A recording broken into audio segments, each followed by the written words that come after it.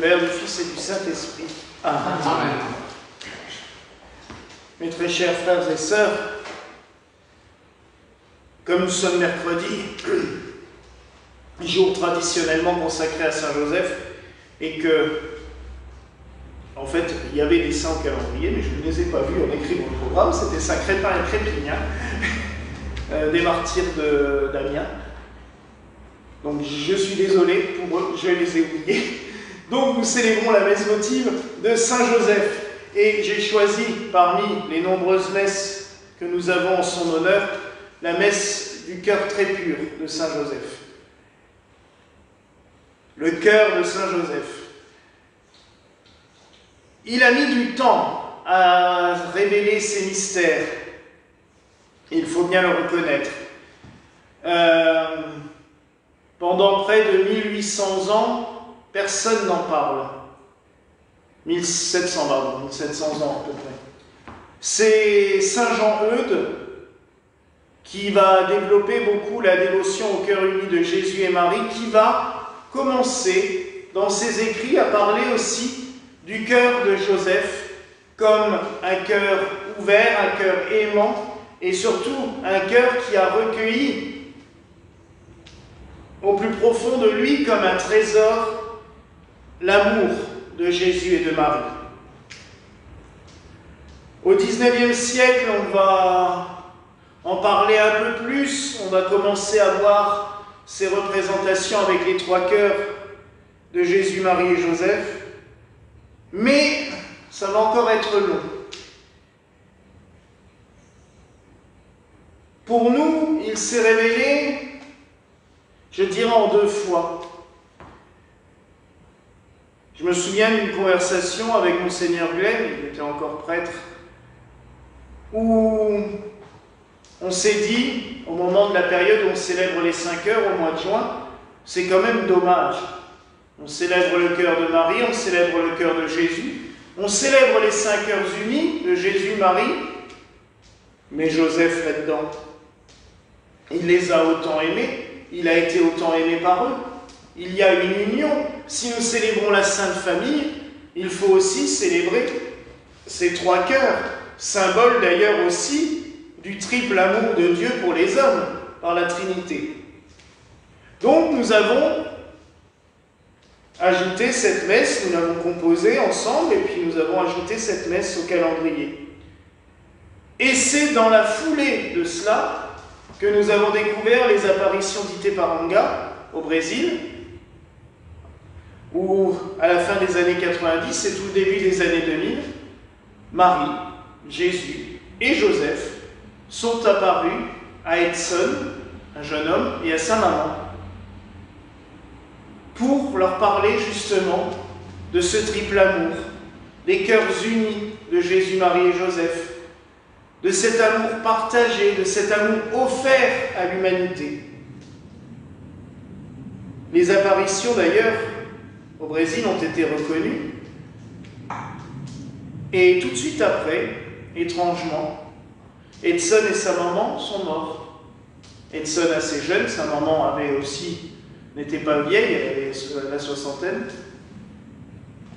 Et après, c'est là que le mal a commencé à faire son œuvre, puisqu'un nouvel évêque a été nommé dans le diocèse d'Iteparanga, qui a annulé tout ce que son prédécesseur avait fait.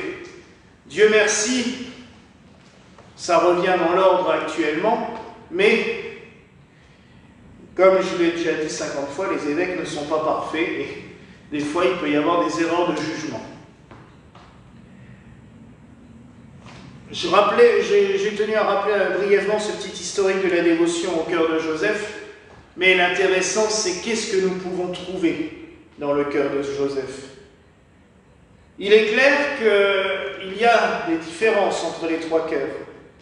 Le cœur de Jésus, c'est un cœur aimant, miséricordieux, grand ouvert, tout le monde peut y aller, tout le monde y va.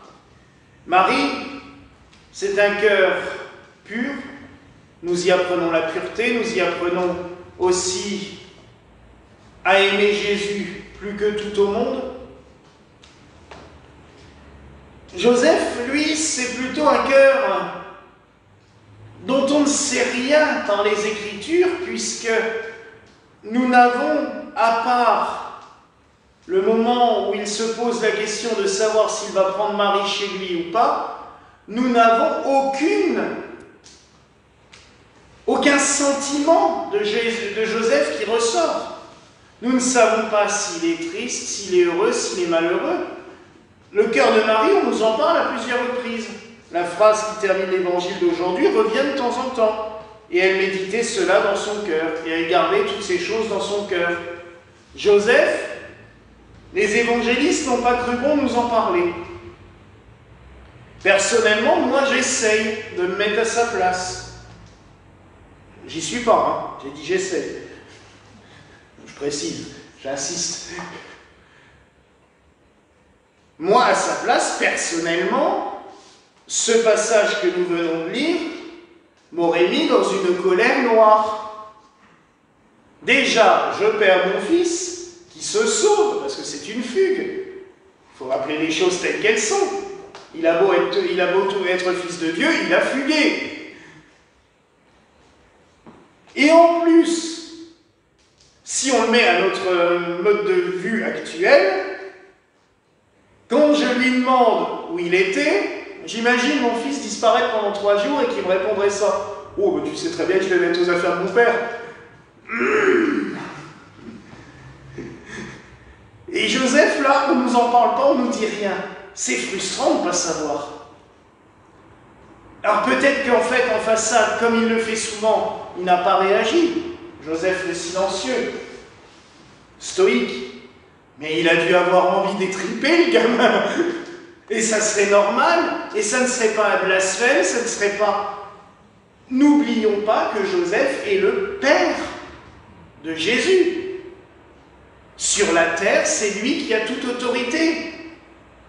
Et en tant que père, là, en l'occurrence, il doit avoir juste envie de le secouer en lui disant « Eh oh !» Et même d'un air de dire « T'as vu comment tu viens de répondre à ta mère ?» On sait que les papas, c'est comme ça qu'ils réagissent souvent. « Qu'est-ce que tu viens de dire à ta mère ?» Et là, on n'a pas. Et ça peut être frustrant.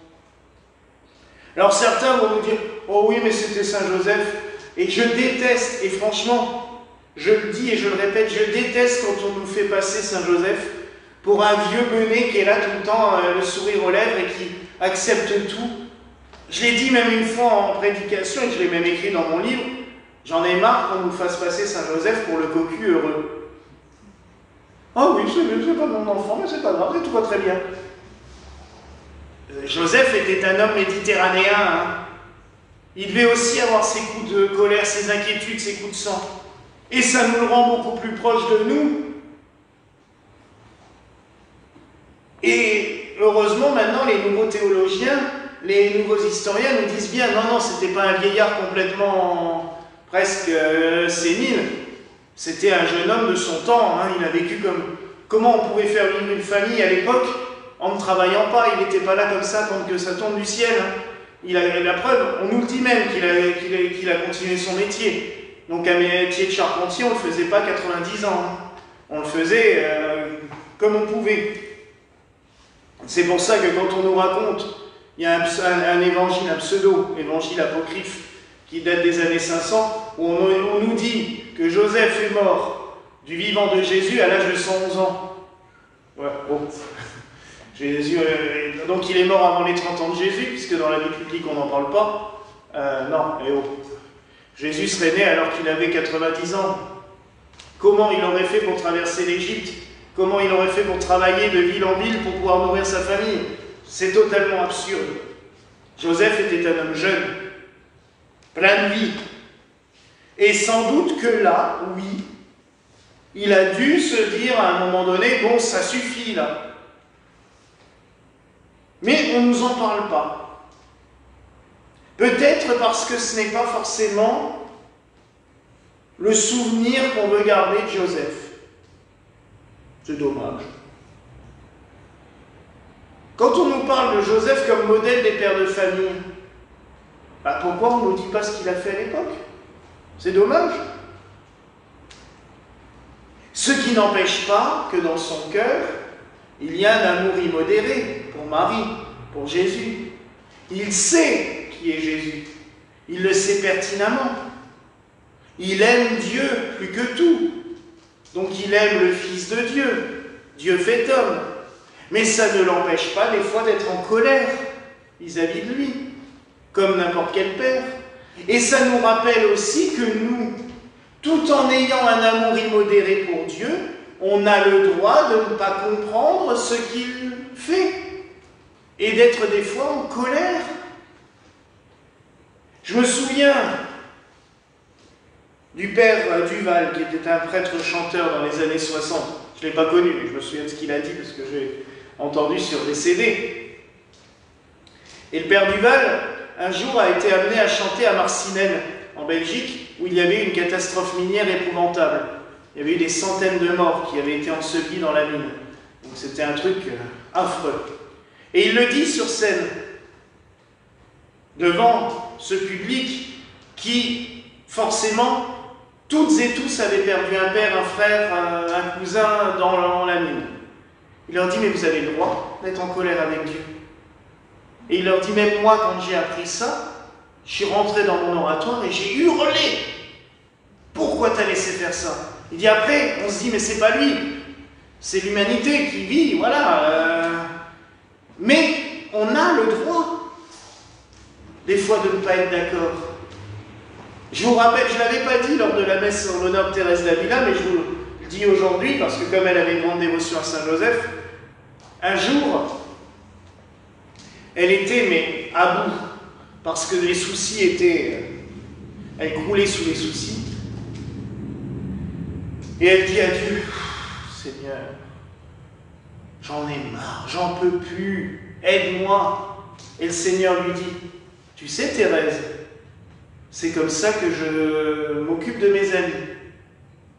Et Thérèse d'Avila lui répond, ah ben si c'est comme ça que vous traitez vos amis, il ne faut pas s'étonner que vous en ayez si peu.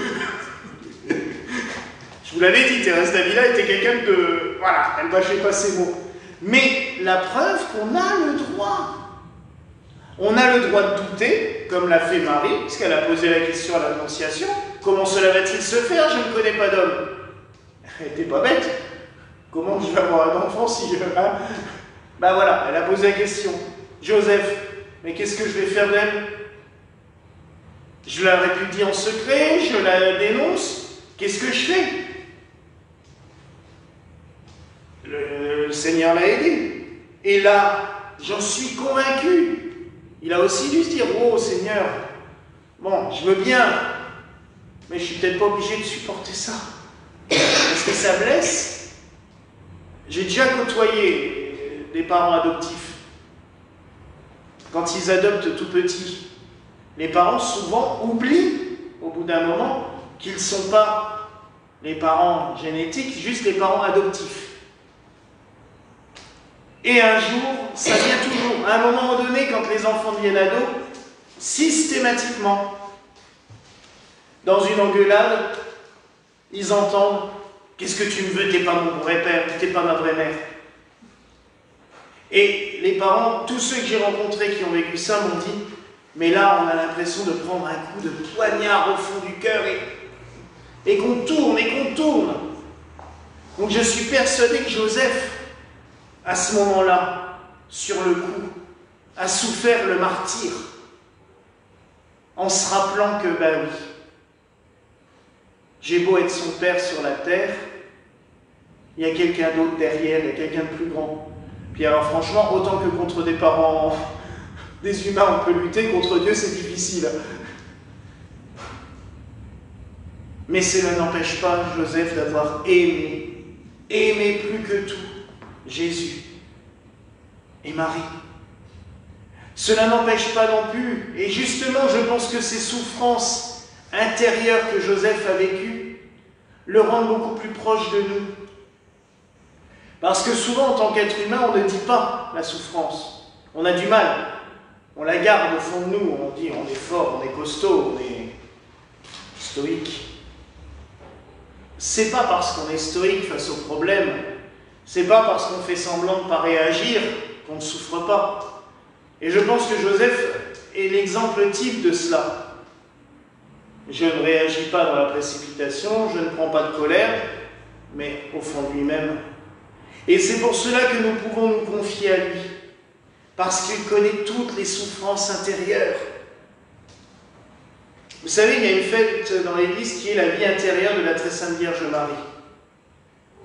Je pense que nous pourrions aussi, on va encore dire que je vais encore ajouter des fêtes au calendrier, il n'y en a pas assez, mais c'est vrai que nous pourrions, mais en fêtant le cœur de Joseph, nous faisons aussi fêter la vie intérieure de Saint Joseph. Parce que ça doit être d'une richesse exceptionnelle.